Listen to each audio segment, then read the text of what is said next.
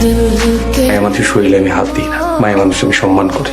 তোর মতো খুনির মুখে এই কথা মানায় না। আমি কাউরে এমনি এমনি মারিনি। আমার ভাইগুলারে কেন মারছ? তোর ভাই আমার বোনগুলারে বিরক্ত করতো। আমার ভাই তোর বোনরে বিয়া করতে চেয়েছিল। তুই ভুল জানোস, প্রত্যেকদিন আমার বোনরা কলেজ যাওয়ানোর সময় তোর ভাইরা তোমারে কালকের দিন সময় দিলাম, যদি রাজি হও ভালো, রাজি না হইলে তুইলা নিয়ে যাও। তোর বইনের কেউ সর্বনাশ করতে চাইলে তুই কি করতি? আমার মায়ের স্বপ্ন, আমার এক বোন হইব জজ, আরেক বোন হইব পুলিশ।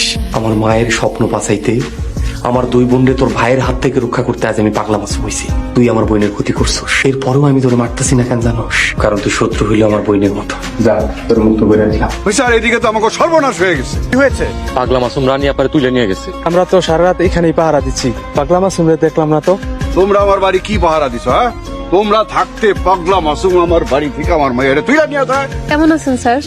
ভালো নাই, জানো না গতকালকে তোমার ভাই রকিরে খুন করছে। মানুষের মুখে শুনছি। আজকে আবার চেয়ারম্যানের মেয়েরা তুলে নিয়ে গেছে, পরে খুন করবে এর জন্য।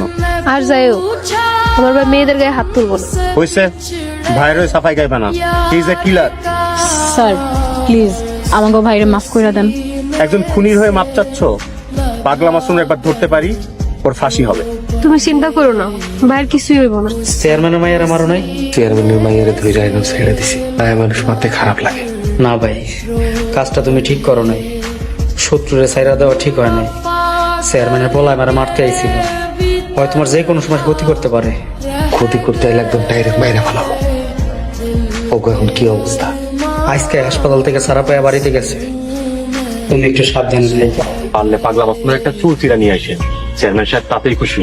আব্বা, আমি মাসুমকে ভালোবাসি। খবরদার, ওই কথা তুই আরেকবার মুখ আনবি না। পাগলা মাসুম এখন খুনি? মাসুমকে খুনি তোমরা বানাইছো।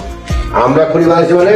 তুমি আর চেয়ারম্যান দুইজন মাসুমরে খুনি বানাইছো। আমি মাসুমরে ভালো পথে নিয়ে আসুন। রূপা, তুই যতই চেষ্টা করস পাগলা মাসুমরে তুই বাঁচাতে পারবি না।